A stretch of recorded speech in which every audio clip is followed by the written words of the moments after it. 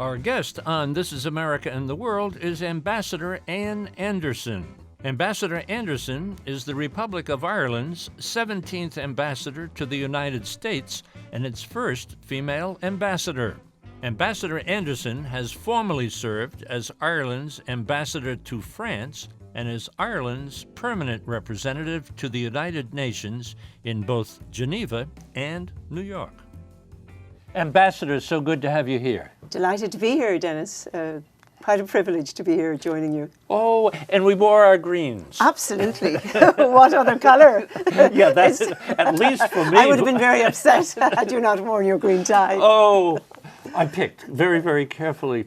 For the folks who are just, joining our conversation, what are three things that you would have them know about Ireland today? Well, let me try to pick three among the many things. Firstly, sometimes people don't realise how small a country we are. We are a population in the south of 4.5 million people. But we are a small country with a massive global footprint because we have an extraordinary number, up to 70 million people around the world who claim Irish descent, and half of those in the United States. So, fact number one. Let me see. Number two, we are a country that loves language and literature. We have 4 Nobel Prize winners in literature. That is more than any other country in the world. So isn't that an interesting fact about Ireland? Yes. Let me see then. Third fact, we have currently the highest growth rate in Europe. We had last year, 2015, we had 2014, and the expectation is that that success rate will be repeated in 2016. What's going on over there that's causing that to happen? Recovery. We went through a very difficult patch after the global financial collapse in 2008. It hit Ireland very hard. We had problems in our property sector, with our banks. We really had to make an enormous national effort to get back up on our feet again. But we are a very resilient people.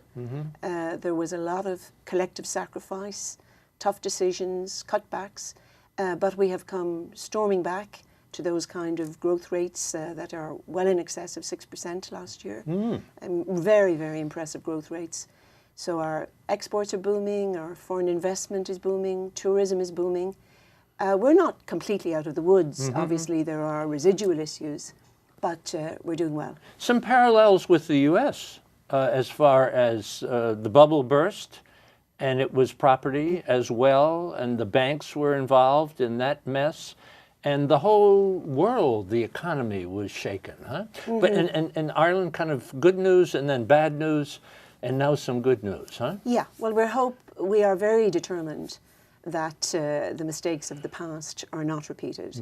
We had those Celtic Tiger years that everybody spoke about. And in retrospect, we can see some of the things that went wrong, under-regulated banks, under-regulated property sector.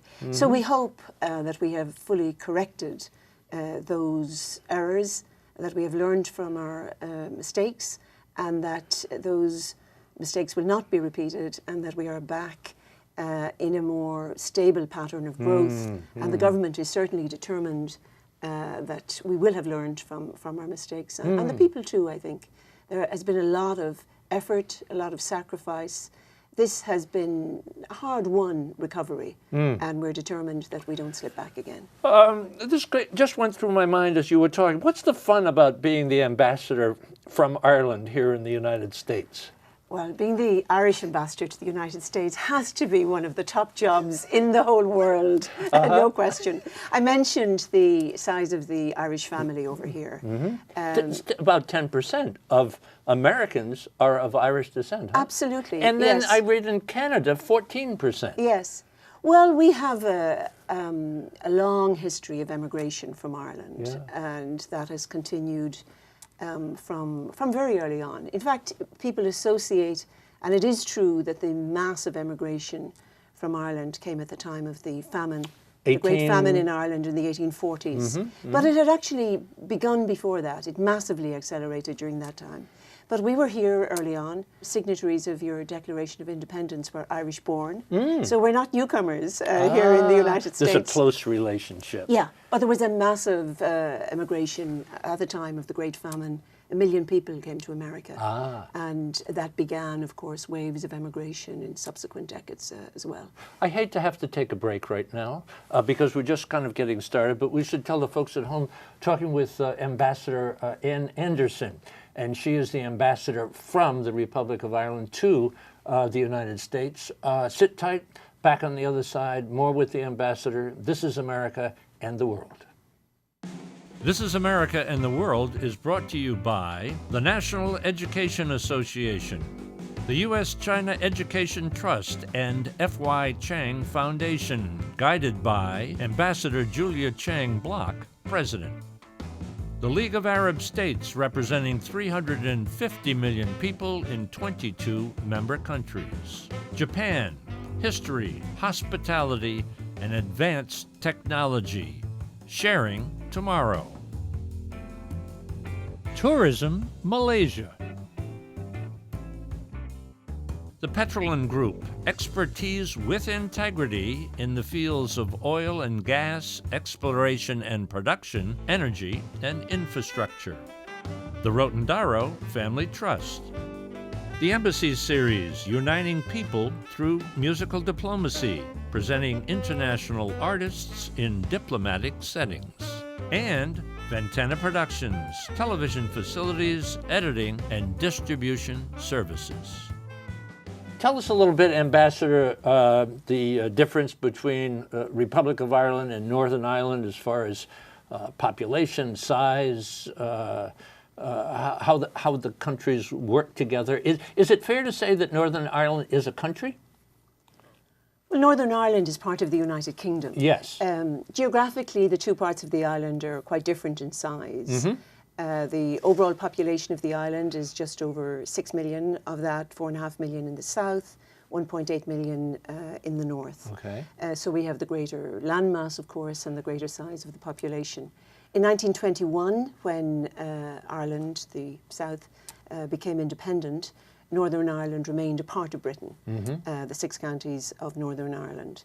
And there have been, as everybody knows, I'm sure all of your viewers will know, there have been some very, very tough times for Northern Ireland. But things are in a much better space now. The years of conflict began in the late 60s, but from 1985 onwards, there have been a series of agreements, partnership between the British government and the Irish government and the parties in Northern Ireland to try to bring Northern Ireland into a better space. And it is certainly in a far better space now. Do the countries, and again I asked a question because I don't know, is it fair to say that Northern Ireland is a country, or do you just say it's part of Great Britain? I think they would consider themselves very much part of Great Britain. It's part of the island of Ireland, of course, and we have relationships between the British government, the Irish government, the parties in Northern Ireland. We have a number of all-Ireland institutions. We have quite elaborate mechanisms for ensuring that the identities of both the Protestant and the Catholic, the Unionist, Nationalist populations in Northern Ireland are accommodated. But I don't think they would think of themselves as a country. Okay. Is it fair to say that the South is predominantly Catholic, the North predominantly Protestant? Is that correct? Yeah, that's fair. Okay. About 85% of the population in the south of Ireland would describe, or self-described as Catholic. In the north, it's in the last census, a little over 40% Protestant, a little over 40% Catholic, the remainder not describing themselves as being of a particular religion. Slightly more in the north would be of a Protestant background, but actually, again, self-described in a census, it's more or less parity. If you took all the people in the north, all the people in the south, and said they're all Irish, right? You would say, are there common traits, common characteristics? What does it mean to be Irish? I guess that's the question. Big question, what it means to be Irish. You have a sense of history, a sense of tradition, we call in the Irish language, there's a lovely expression, tír grá. It means love of your country. And I think Irish people all have a passionate love of their island, a sense of where they're from, a sense of being very rooted in that space. Also, of course, we have a wonderful culture, so I think our identity is defined in many ways by our love of literature and music and dance. Yes. If you put a bunch of Irish people together, no matter which part of the island they're from, they will be telling stories, they will be singing songs, they will be talking about Ireland. Yeah. So there's a great sense of humour, I think, as well. Yes. Deprecating, self-deprecating, a lot of irony. Very witty people. You know, I was thinking, I was doing some research, and if I try to track the history of Ireland, it just makes my head spin. I mean, there's just so much going on. And then I was thinking about this. Somebody said to me one time, I was thinking about the Troubles. 3,600 people were killed during that horrific period of time in fairly modern history. And then I was thinking of the invasions and the part of Britain and not part of Britain and the fight for independence. And I remembered a saying, I don't even know if the saying is correct, because I'm Irish both sides, I'll own that.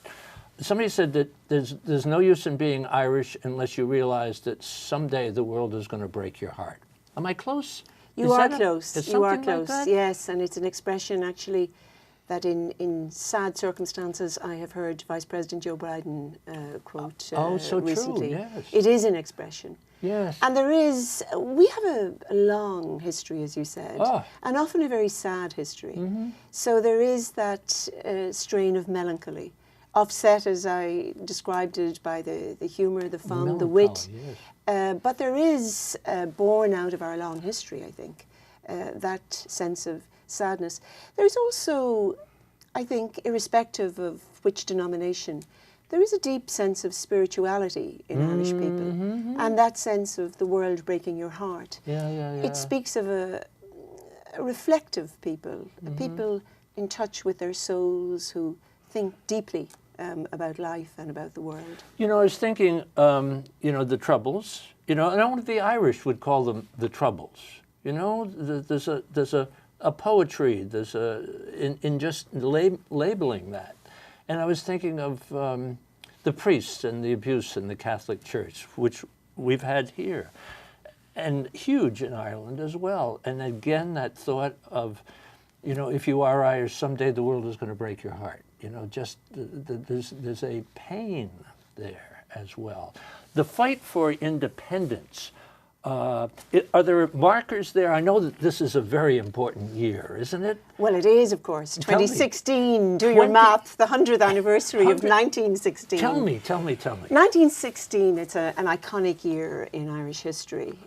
We had been under British rule for 800 years. And 1916, Easter Rebellion, a small group of people planned this rebellion. It wasn't immediately popular, but the executions occurred of the leaders of the 1916 rebellion. That sparked a huge public revulsion against the executions, turned the tide of feeling. And 1916 then triggered a series of events that 5 years later led to our independence in 1921.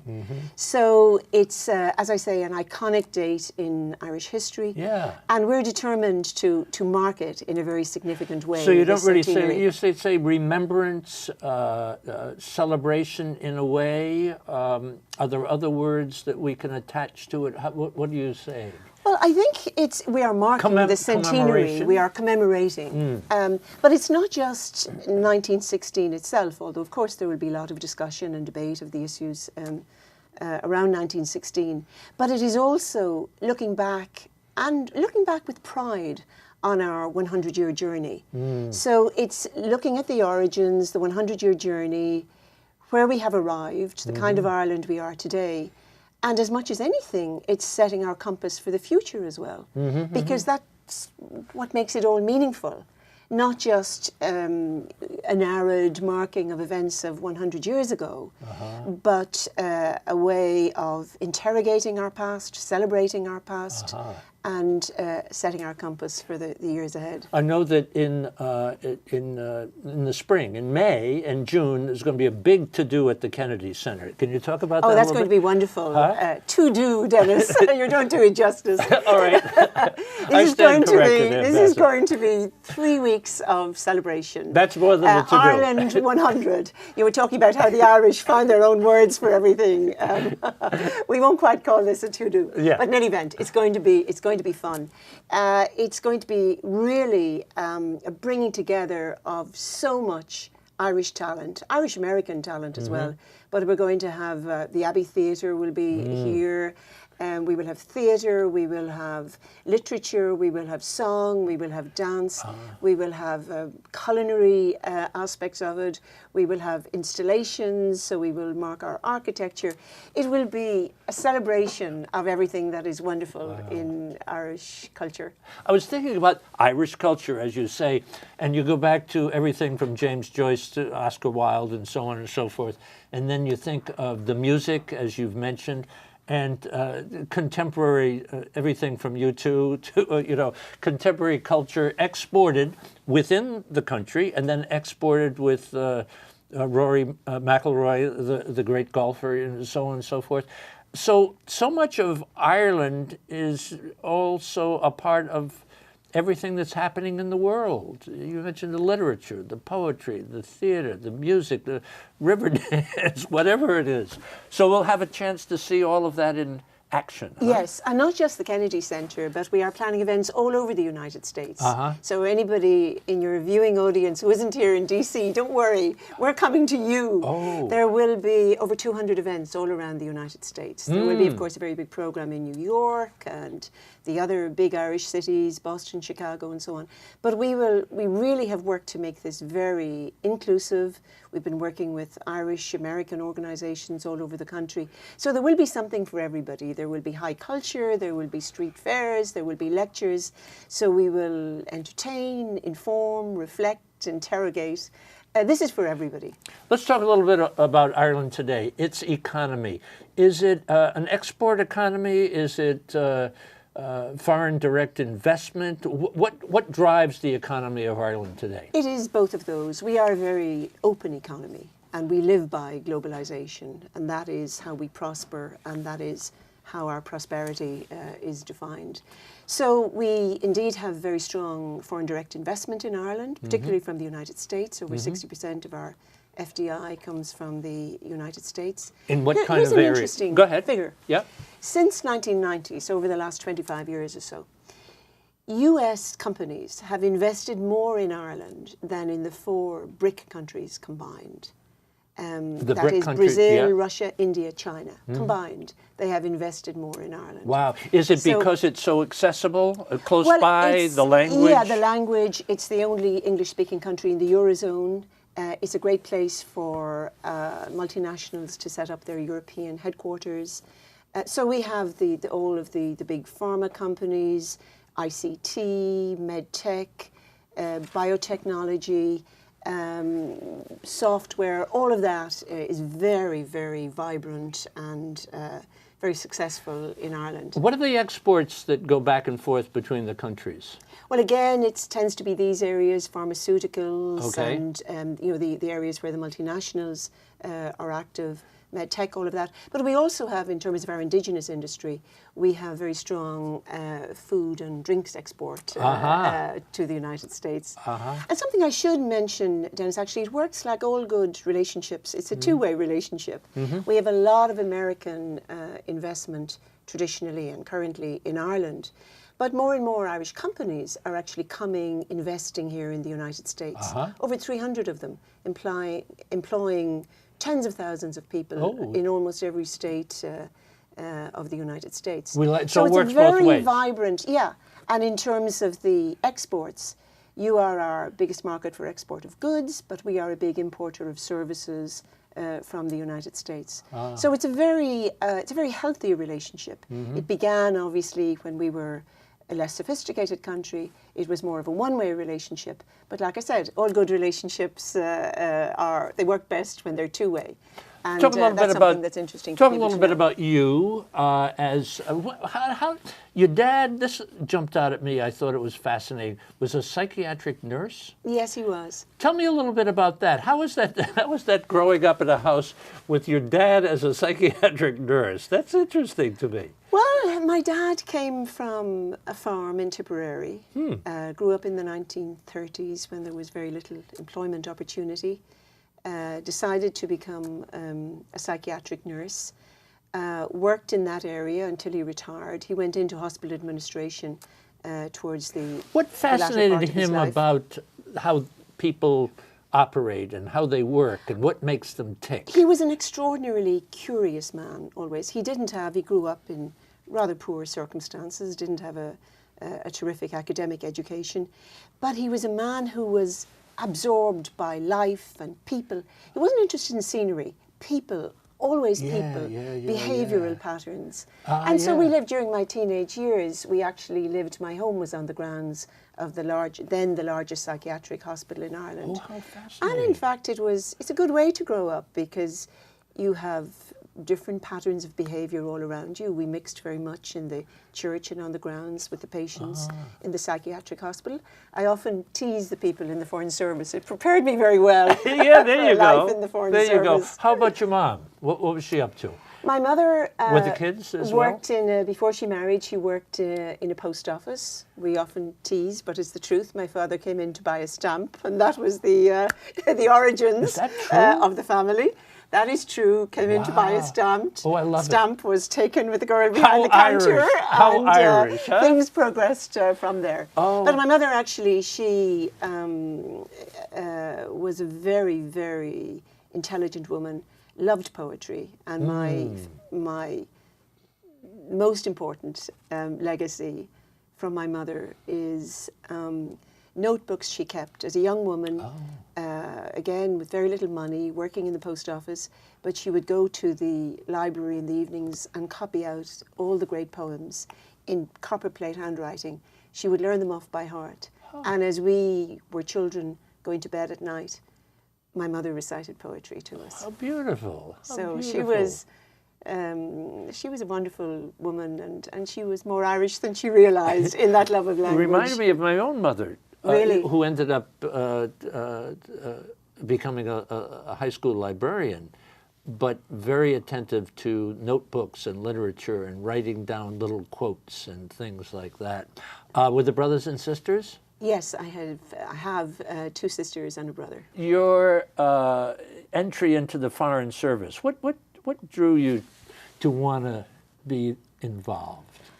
I always wanted public service. I still am a great believer in the value of public service, the sense of possibility, adventure, excitement that you were going to get in the Foreign Service was a draw for somebody like me. Top priority as ambassador as we come to the end of our conversation. Your top priority? From the time I took up my post 2.5 years ago, the priority always has been to enhance the two-way economic relationship between Ireland and the United States. All the rest is important to sustaining all of those ties of blood and kinship and culture and talking about Northern Ireland. Immigration has been a big issue for me as well, trying to promote immigration reform in the United States. Because? Because we have many, many undocumented Irish people here living in the United States. How did that happen?